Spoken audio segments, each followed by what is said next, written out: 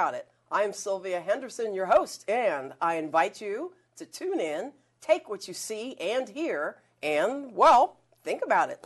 So today's program, we are going to be talking about marriage.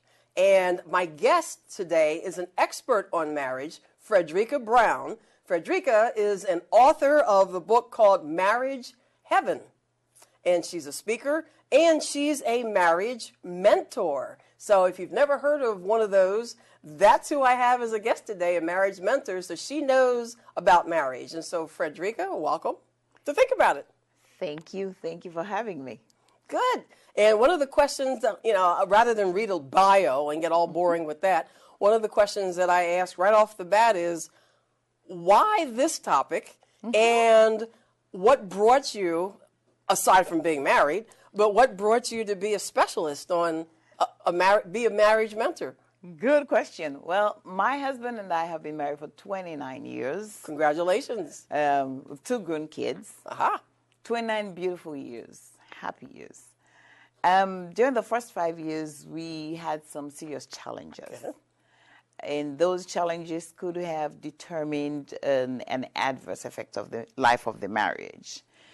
We were fortunate to have somebody come along to mentor us and just be a mentor, a coach, so to speak, and they helped us transform the marriage. Okay.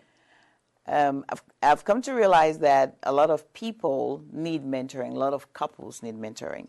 And this is the whole reason why I got into the business. I think the same opportunity that was granted to me needs to be granted to other couples. So I'm in the business to just mentor and train and teach and coach so that marriages could be transformed to a thriving relationship.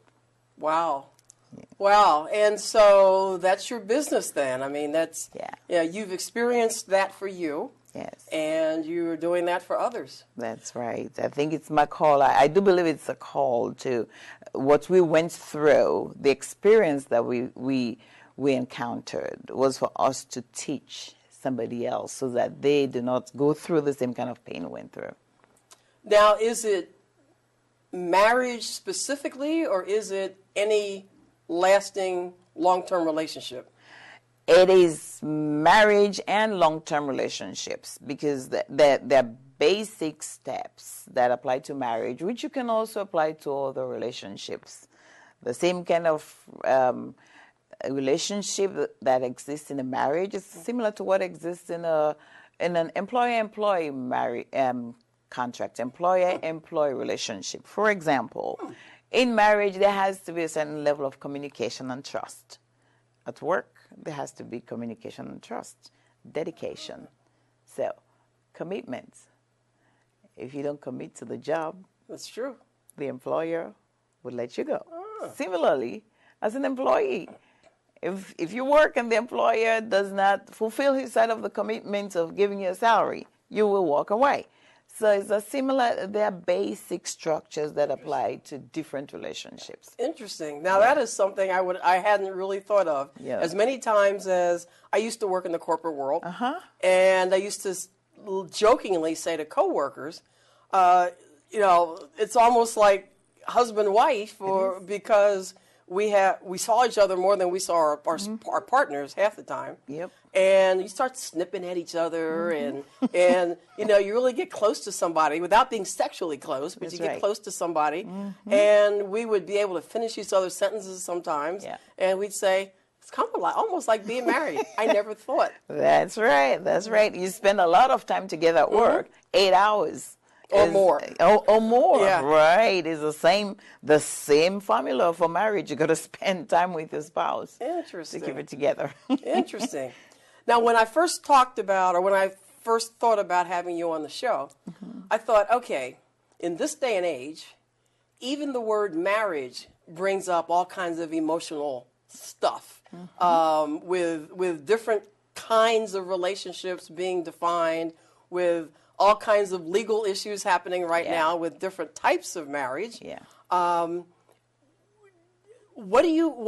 you encounter any either negativity or what? How do you define marriage? Well, here's the thing. Marriage in our day has a lot of negative connotation, obviously, because statistics show that about 40% of marriages do end up in divorce. And these divorces sometimes are high end. They go through emotional roller coaster. By the time it's over, the couples are financially drained. Yeah. They're like worse off before they got into it. My focus really is not so much, it is, we understand that there's a divorce rate, but then there's also that group of people who are happily married for 20 years, 30, 40, 50 years. There is a reason for that. We need to tap into what makes it work for those people. That is the whole purpose. We need to look at what is it that they're doing correctly that we need to emulate. And that is what I talk about in my book. Okay, you need to know how to prepare for marriage.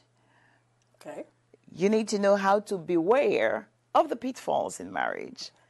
And you need to know how to repair it when it's falling apart, because it could be done. We need to tap more into what is the positive sides of those who are surviving and doing it correctly. As long as somebody can do it right, there has to be a process. There has to be a system. So if you're making straight A's in school and not making B's, it means that you have the process to make A's. Okay. If I want to make an A, I got to learn your process, because my process is a B. Similarly, if somebody's marriage is working, there's a process. So the person who wants their marriage to work needs to understand the process. And this, I believe, comes through counseling and mentoring. So you come alongside somebody who can teach you how it is done and done correctly. Okay. Again, something hadn't thought of, that this you're actually turning emotional, impulsive, some of those other things, stuff into systems and a business conversation almost in a way. Yeah. And I don't think people think of that when they just get into love and then they get into lust and then it turns into a ring and it sounds funny, but that's kind of what happens. It is. That's right. And this is why it takes a third person. Back to what you're saying, we get into the love, and then is the wedding and the wedding planner and the this and the rings, and we're so emotional about it. Then all of a sudden the wedding ends and the marriage begins. And marriage has its own life, and then we have to face the realities. So it takes a third person to come alongside and say, hey, this is how it's done. You know, it's amazing that even to get a driver's license, to drive, we learn how to drive before you can drive. That's true. If you want to cook a new dish or something, you get the recipe, you learn how to do it. But then when it comes to something as serious and major as marriage, we just wing it. Wow. Yeah, that's a problem. Now I hear that a lot of religious institutions now have like requirements. Yes. Pre-marriage counseling. Fantastic. Actually 8-week courses or things like that, and people say, oh, but that takes the romance out of the marriage. But it sounds like the counseling and the mentoring is kind of the same thing. Yes, because I mean the romance is great, but it doesn't last every day. You know what I'm saying? When the bills come in and you don't have enough money to pay it, the romance does not pay the bills. Okay, so you need to know how to maneuver. You need to know how to deal with the life of marriage with the romance or without the romance, and put it back in and mix it up and just make it work. Wow. Yeah. So I'm going to ask, let's take this in, well, at least two parts, the pre and then the actual marriage. Sure. So the pre-marriage, meet somebody and all that, all the hormones and all the emotional stuff comes up, and then it's, okay, let's get married. And then we get inundated with the planning. And, I'm not going to go into standard roles of the woman deals with the wedding and that kind of stuff. Yeah. Almost, again, today's day and age, fortunately, some of that is changing. Right. But still, you get absorbed in the planning the wedding and all of the things that have to get done.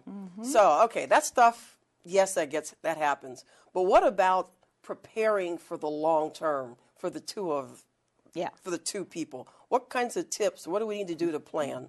Good question. Or As a prepare? matter of fact, I have a teleseminar coming up, and the title of it is "Who Do You Need, a Wedding Planner or a Marriage Planner?" And that comes up on the 22nd of June, right? And it's a free teleseminar, again, for the same reason. We pay so much focus and attention to the wedding day, which is not a bad thing. It's great, because the bride needs to get the right dress, the right caterer, the food, and all this nice stuff, the limousine, real good. But that wedding is just a day. Yeah. The marriage begins the day after. You need to know what you're getting into. That's where the premarital counseling come in. It gives real insights of real marriage. Who takes out the trash? What happens when somebody gets sick? How many babies do you want? Who's going to come take care of the baby? My mama or your mama? What if you don't want my mama to come in? You know, it's stuff like that, the real life issues. Okay. And those need to be put on the table before the wedding day so that everybody's on the same page. Now, does that stuff, okay, there's the living together thing. You know, is that regardless of what your belief is in living together, does that really prepare somebody for marriage? I don't think it does completely. Okay. Because when you live together, there's no commitment per se. Yeah, it's not legal, it's not binding, there's no commitment per se. Anyone can leave, quit. Now, when you're married, that's a whole different thing. Okay. Now, the state recognizes you. Everything you own belongs to the both of you. Right. You can just walk away from it. Okay. Yeah. It may give you some insights, but not quite. Yeah. All right. So, yeah, it kind of lets you know what he or she looks like when they first wake up, and it isn't all that pretty sometimes and all that, but still, yeah, you're right. But still, right, because there's no full commitment. The commitment, marriage brings you into a different level of commitment, which includes financial commitments, the debts, the school loans that he had, his and hers school loans. When you just shack up, everybody have their own responsibilities. Yeah. Once you get married, that goes a whole different level. Wow. And it becomes joint responsibility, right? Okay. Maybe one more little tip about the pre-marriage before we take a break. Okay, sure.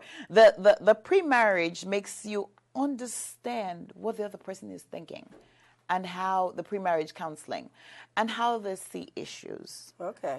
So what are their motives? The premarital counseling will come up with a long list of questions, which and probably make you answer them. And make you answer them. Okay. Individually, and then we switch, and then we come together and look at them. So when they say, okay, so what are your ideas about savings? And she says, oh, I don't believe in savings. Why do I have to save? Because we're going to die anyway. I want to spend my money.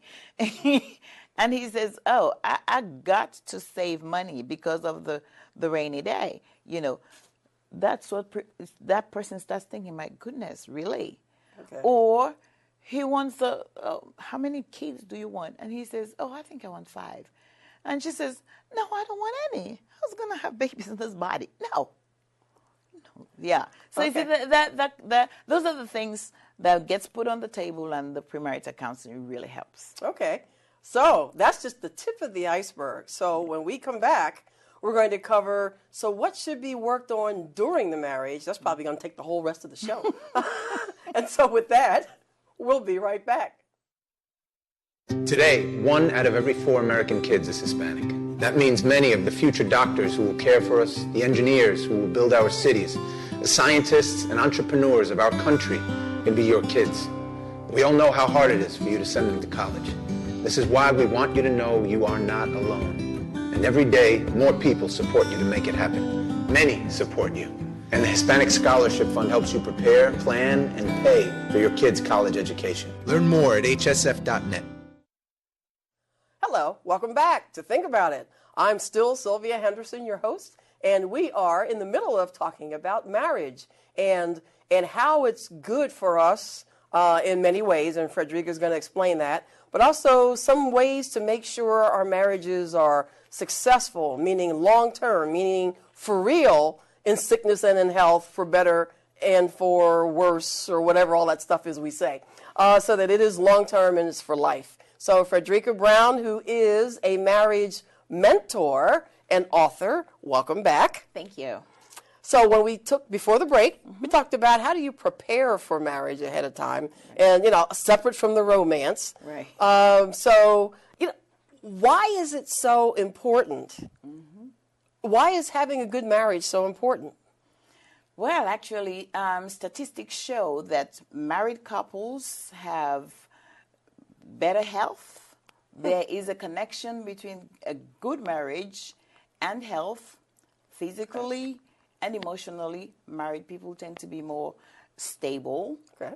And long term, they tend to be calmer.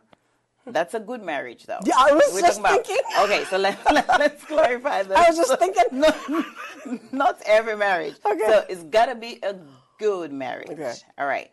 And a good marriage is where both husband and wife are friends. Got to be friends. And so there are health benefits, there are financial benefits. And what else is there in life besides accumulating wealth? Okay. And being healthy. So that's why marriage is so crucial. The good marriage. Do people live longer? People tend to live longer. Yeah, the Huffington Post does say that people tend to live longer. Okay. They do, and live a healthier life. Okay. Well. I know having a dog, you live longer. I think in a good marriand good marriage might do the same thing. I think marriage does even better because you can talk to the person and the person can bring you a cup of tea, in a good marriage. Right. Well, sure, because people are caring care for each other. Right, correct. So we talked about pre. So now the wedding is over and all of that stress is done. Give us some tips on maintaining that good marriage.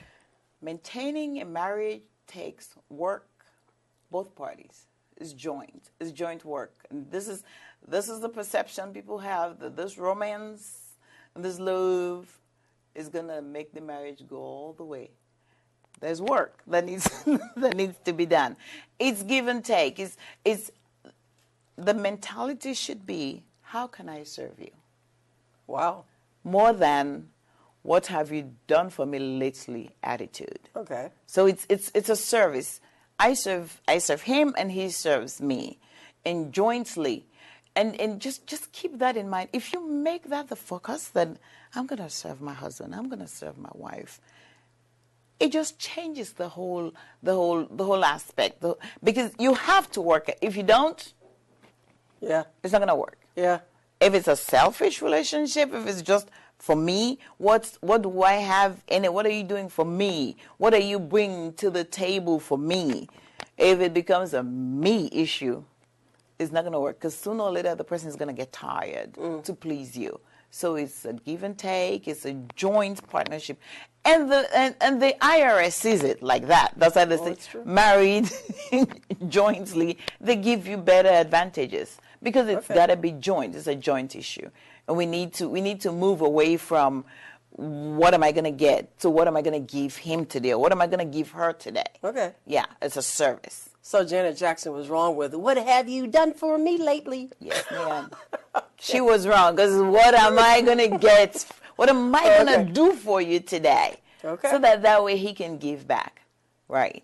So do those characteristics of maintaining and thriving in a good marriage, do those same things hold true for, and I'll throw out, any kind of a long-term monogamous relationship, regardless of the configuration of marriage? Absolutely, regardless. Because, again, if any kind of relationship, even best friends, That's true. I cannot, we're friends, I cannot be calling you all the time. You need to call me back at some point. You know what I'm saying? Yeah. I mean, and again, the employer-employee relationship, you got to give something to get something. When you come to work, you want to serve, you want to do what they expect of you. And then the employer, too, once in a while, they give Say, okay, besides your paycheck, I'm also going to give you a bonus. So we're going to have an office party. You know, it's how you're going to serve. It's all about service. And everybody wants to be served, really.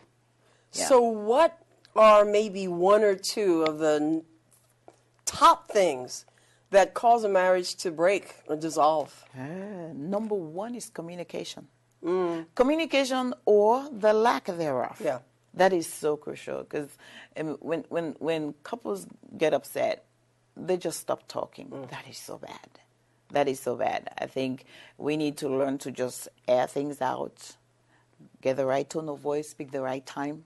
That's all part of communication. And the body language. Women, we have this body language that don't touch me kind of thing.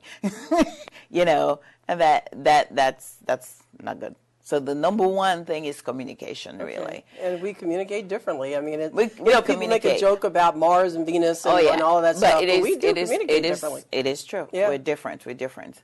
And of course, after communication, it's financial, money. And again, in this day and age where one person might be working and the other person doesn't have a job, it puts a strain on the marriage. Also, the bills that you bring into the marriage, the school loans, and all that money stuff need to be figured out. I read something in a paper, I don't remember, recently, where couples were surveyed, and they asked how many of you actually hide certain money issues, or have that little stash on the side, or don't tell somebody when you bought something, or couch that new dress in, I've always had that, or something like that. And it was an incredible number. Yes. Incredible percentage of people. Yes, because it's a way of they're trying to not cause any trouble, any stress within the marriage because it has to do with money or finances. Wow. Yeah, that's a big issue. That is a big issue. A lot of people do that. But if in the real world, if you put everything out on the open again. Yeah. Trust, once there's trust between the couple, just put everything on the open. Hey, everybody's working. There's nothing wrong if she needs to buy a new dress or a pair of shoes. There's nothing wrong with that. Yeah.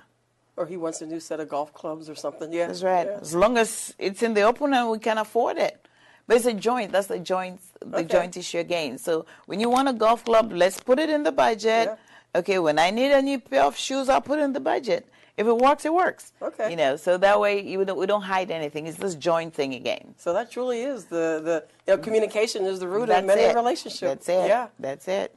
So, okay, what's the difference between a marriage mentor and a marriage counselor? Okay, a marriage mentor goes on, it's a continuous program. Okay. So for those that I mentor, I just don't teach them once and leave them alone. We give them homework. We'll give them homework. Say, okay, we're mentoring you this week. The mentoring is going to be about the things that you do, the activities, too many activities with the kids and stuff. So you're going to reduce the activity so that you and your spouse can spend time together. And we let them go for a month. Then we come back and say, okay, we're checking up on you now. What did you do?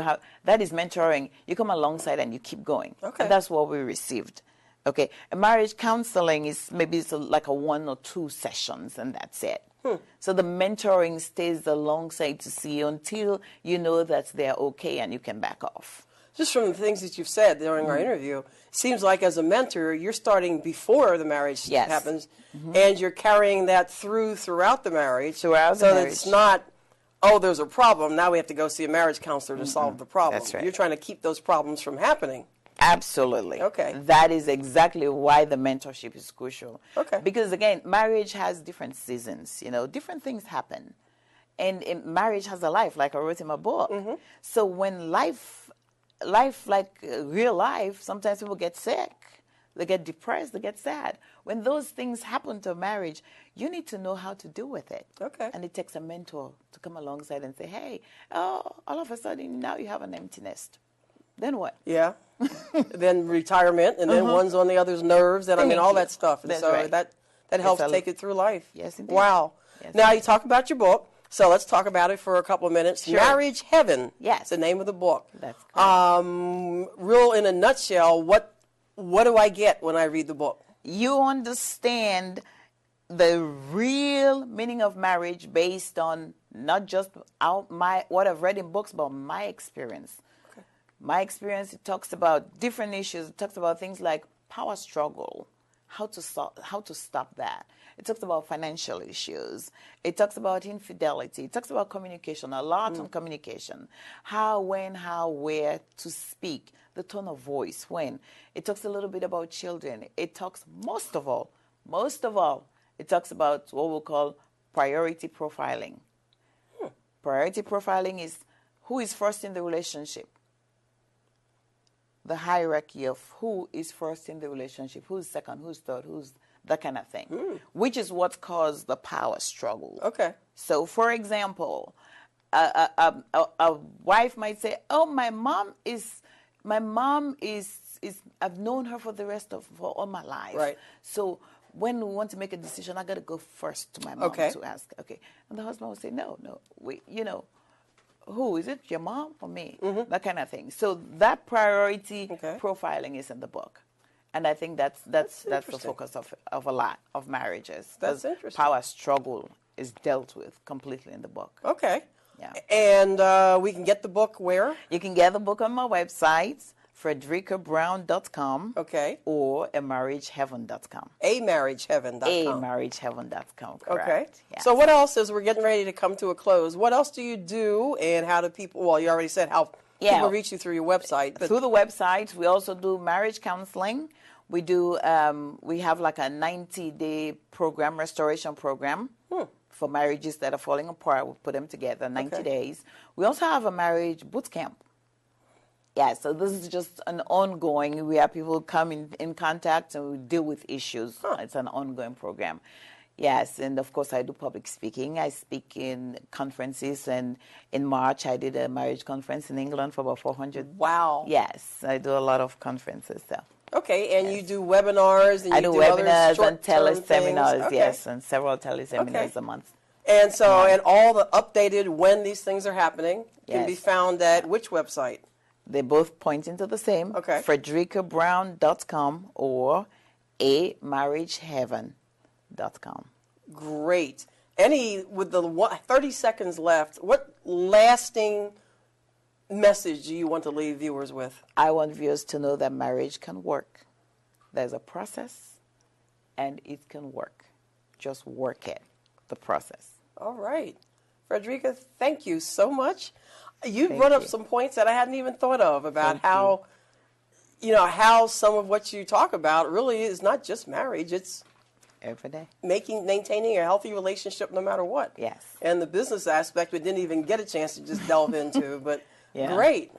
Thank you. All right. And so with that, as always, I'm glad that I invite you to tune in again, take what you saw and what you hear, and, well, think about it, because it's definitely maintaining a positive relationship no matter the relationship.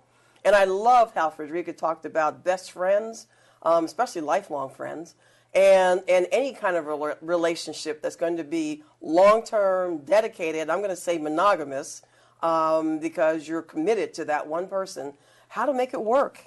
And that is so important in this day and age of thumbing electronic devices and not making that kind of a personal connection. So keep these tips in mind. Check out her website, amarriageheaven.com or FredericaBrowne.com. And until next time, I invite you to make a great day.